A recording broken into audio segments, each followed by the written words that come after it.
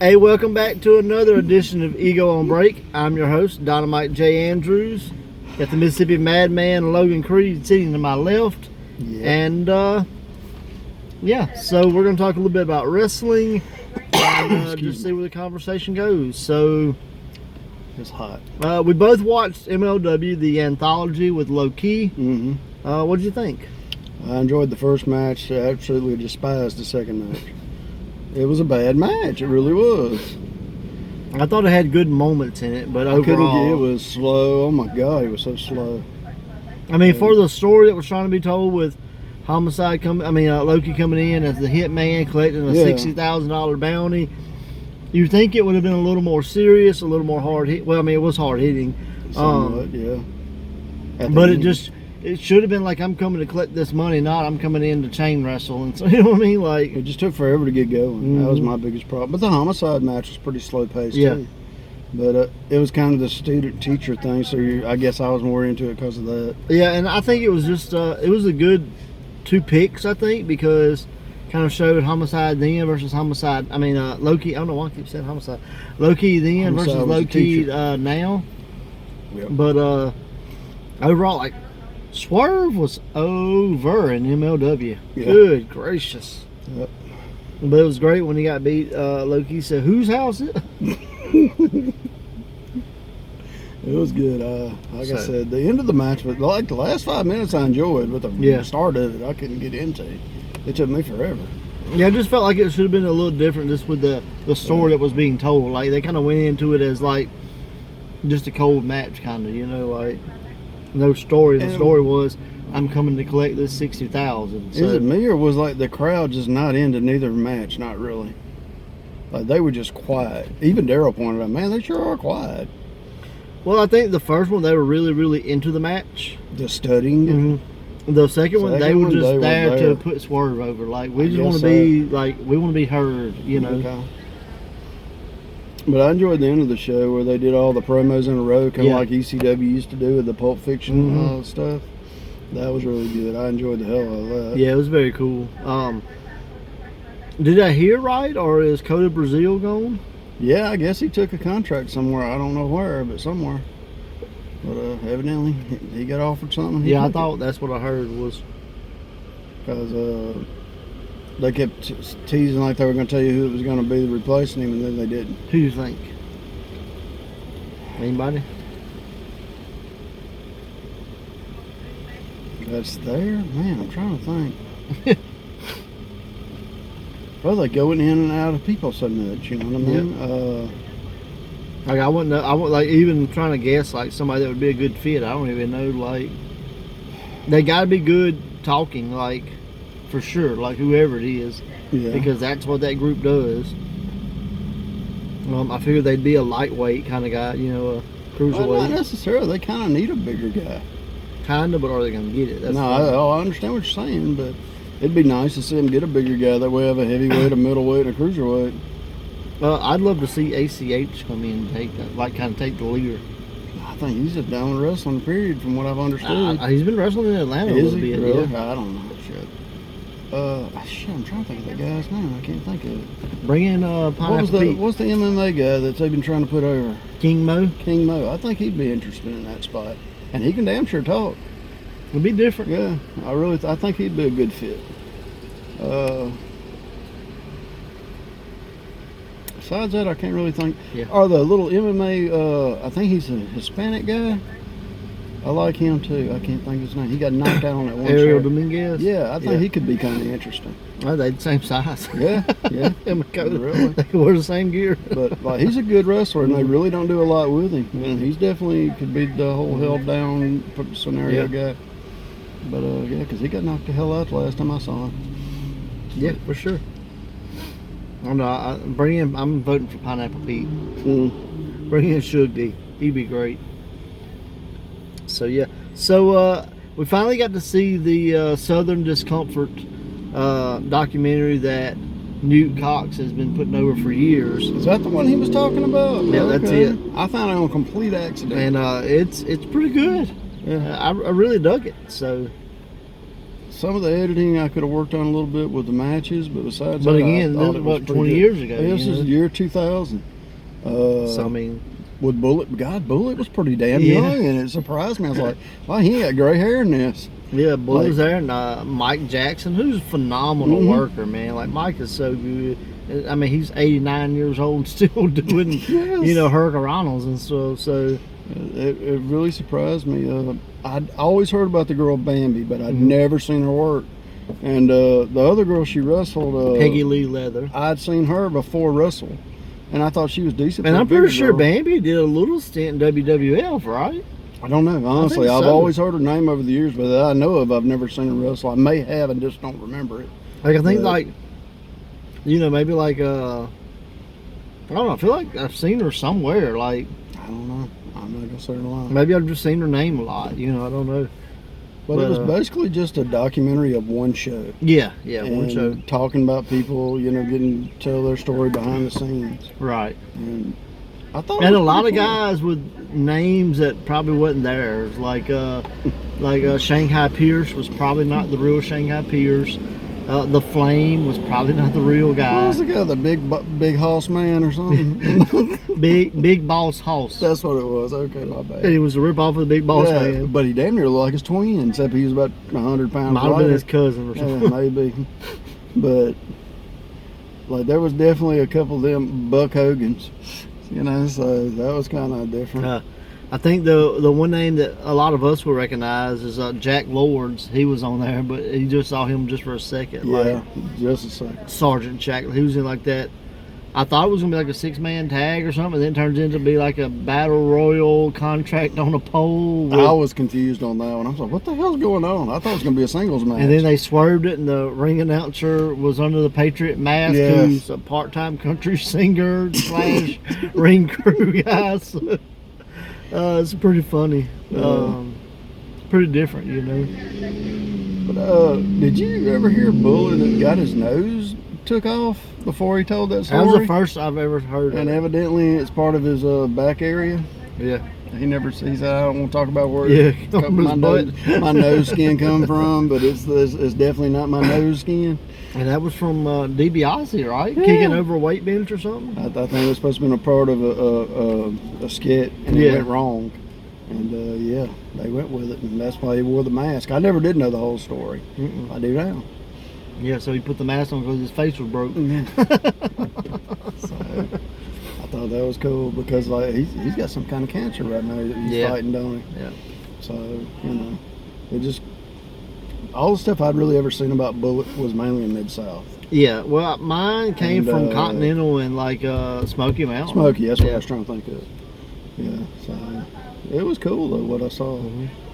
It was definitely a different take on a documentary. Yeah, and Bullet even puts over like how he was starting to wrestle in Philadelphia, Mississippi. So that was pretty cool.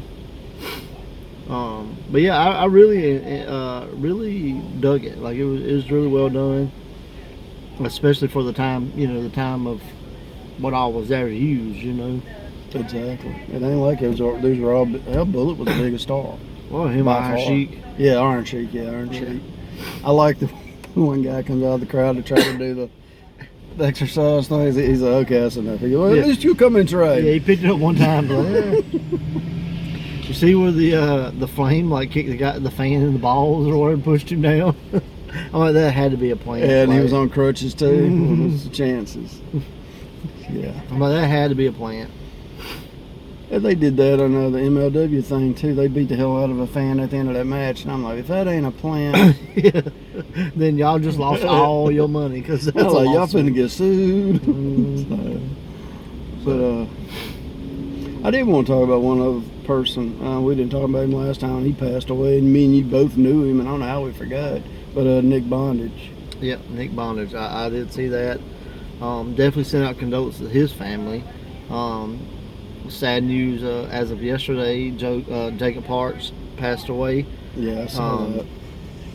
So the wrestling community really lost two good ones from both sides of the rail. A really nice fan and a really amazing worker. So Yeah, he helped me train a lot, man. So they hit me pretty hard. yeah, I remember I believe it was my third match. It's when I got knocked out by Rodney Mack, but I showed up and I got some Umbros and some kick pads, and Bond's like, no, you can't go out there now. And he like gave me some like spare gear or whatever that he had to use, so I got to wear his gear, and for one night only, I was one-tastic, so to speak. I had one-tastic's gear on except for the mask. So maybe like the highlight of my career was getting slapped by Roddy Mack while wearing Nick Bondage's gear, so borrowed gear. I mean, he let me stay with him when I was up there training with Rodney and them, so he was cool dude. I miss him. Amazing worker, man. He was so good. Like, he was one of those guys like I wish he could have got somewhere else. But he was like 5'4". Yep. But jacked. Yeah. Like, reminds me a lot of Oblivion, but just a little bit taller. Yeah. Like, no offense to Oblivion, but a lot better worker. Yeah. But yeah, definitely a sad day for him, for his family and fans, and for, like I said, Jacob's family. He's one of those guys too. He could talk. I mean, he's one of that made one of our. It's sad to say, but later on he became a referee. He made one of them so mad he come over the fence. Yeah. Because he told him, you got so many gaps in your teeth you could, what did he say, you could floss with a jump rope. And he come over the fence on him. It's funny. But yeah, Nick, man, like he knew what he was doing for sure. So definitely send out condolences to him and his, and like I say, to Jacob's family. Independent wrestling in the South is changing. Yeah, it is. Some for the good and some for the bad. True. And you sent me the Bottom Rope documentary, and we went from Alabama with Southern Discomfort to basically Northern Discomfort with New Jersey's NWS, and I'd seen that a few times before, and it's a pretty good documentary as well. Was it me or the guy that was actually doing the filming was kind of a rude jackass about wrestling? Yeah, a little bit. I was like, it didn't really seem like he wanted to film it. I mean, at points, the way he was talking about people. But I did like how the promoter was more or less kind of straightforward. This is where people come to start their career or end their career. Yep, and that's really true. And the end of the career was Marty Jannetty. That was kind of hard to watch. Yeah. I was a huge Marty Jannetty fan when I was younger. And the beginning was Nikki Oceans, which I think is a great name. Like, Nikki Oceans is awesome. Like, and Crowbar was in it, yep. Which that surprised me. I hadn't seen him in years. I was like, wow, that's where you're at? Oh, okay. Yep. And he's a physical therapist now. So, I hated he didn't have Ric Flair's son with him, David. Yeah. I liked him as a tag team. Me too. WCW, so. But it was a... I'm trying to think of the word I want to use for this guy. He's a promoter for sure, but he's corny. Yeah, he's corny. I guess that's the nicest way to say it. But he was talking about, 10 years ago, I put 1,000 people in these seats. Now I can't put 200. Yep. But the reason is because it was the Attitude Era 10 years before that. And I mean, you just put wrestling and it drew, And the wrestling bubble popped and everything kind of went down the toilet. Yep. And a lot of people say that's when Stone Cold hugged Vince. And everybody's like, why would you ever done that? Yeah. But they did it, and ta-da! Well, it was either going to work or not work. Well, guess what? It didn't. It didn't. It definitely did not work. It exploded, and everybody's like, that's the worst mistake this man ever made. But, Mr. McMahon was a complete accident. He thought he was supposed to be the face in that. Yeah. And he was the heel. So I say, sometimes the best things in wrestling are something you don't see coming. Sometimes it's the stuff you can't script, and that's what kills me. I mean, I understand why everything's scripted now, because it's a television show. It's not wrestling. But, sometimes you just got to go off script. You got to. Like you said, I Got Kids was a complete accident. Yeah, because he forgot what was going on. Excuse me from Vicky Guerrero. Complete accident. Like, I forgot my line. So what I do? Excuse me. So, it just seems to me like when people were allowed to be themselves, they were... How dare they get over? Well, no, to me, they come across to people like me and you and fans. When you're reading a script, it sounds like a movie script. It's just not the same thing. People can tell the difference. Oh, yeah. I mean, I really do. I mean, some guys are better at pulling it off than others, but at the end of the day, like, you know, we as fans buy into these guys as real people, and this is really who they are. And like sometimes it doesn't come across that way. No. I have to admit, on the Indies, I've heard some of the best promos ever, and I've heard some of the absolute worst. Oh yeah, some guys should have been scripted. So yeah. But you know, the Indies is where you got to learn. You know, and that's kind of what those two documentaries was about. Was like starting your career and ending your career, and I mean that's really what the Indies is about. Yeah. And you know, if you want to see the success of an independent wrestling show, just turn on TV.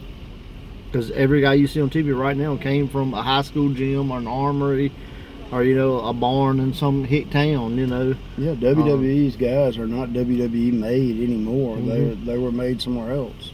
And now Vince is getting them and trying to tweak them. And a lot of these tweaks ain't working. Right. I mean, some do, but some don't. Yeah, but some don't. Exactly. That's a lot of more that don't than do. Oh, I'm sure. But now, again, I think a lot of it is, like, the stuff that don't work is just because they don't give it time to work. Like, if you don't get it over in 3 or 4 weeks, oh well, you failed. Kazarni got one match. Huh? Kazarni, remember him? He got literally one match. That was it. And they're like, okay, that's not going to work. Take him off TV. Like, how you know it's not going to work, you know? Well, y'all gave him I remember he had all the vignettes. And they were cool, too. One match, and that was it. And you didn't see his ass again. Like, wow. And now he's still doing the freak show stuff. And, you know. It's just weird how wrestling works these days. Or hell, period. Oh, yeah. All 8 members of the Great Southern 8 have been announced. What'd you think? I haven't seen them all. All right. The last 2 was David Ali from Georgia and Ali Shabazz from Tennessee. I know Ali Shabazz. Who's David Ali? David Ali is really good. He works a lot in Southern Honor Wrestling. Okay. I believe he's an AR Fox trainee. I believe I'm correct about that. So he's really good. Like, really good. And he joins J.D. Jenkins with Mississippi, Fabu Andre in Florida, Jackson Slade with Alabama, Dusty Gold in Arkansas, and Chandler Hopkins from Texas. So I believe that's all 8. No, Corey Constantine. Corey Constantine from Louisiana. My bad, Corey. So yeah.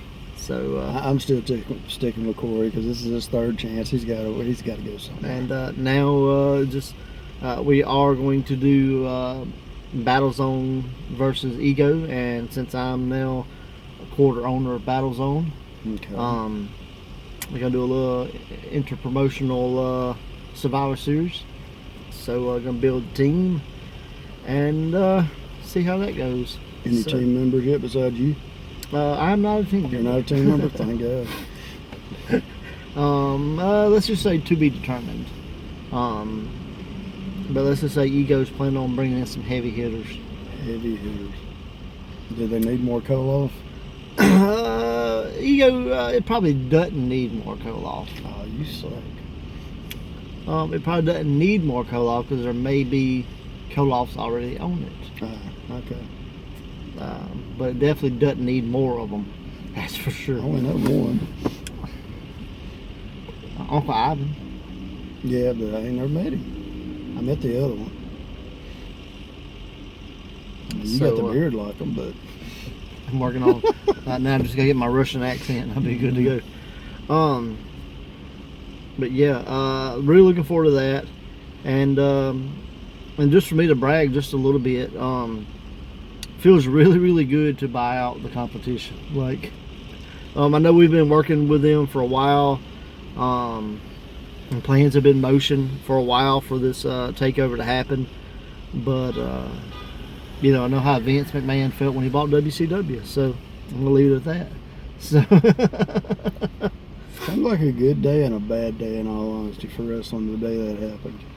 Because after WCW got bought, there was only really one place to go because ECW had shut down. And TNA, just started, so it kind of came up from the ashes of nothing being there. That's why I think about guys like Crowbar that really had big contracts and they just vanished, into obscurity.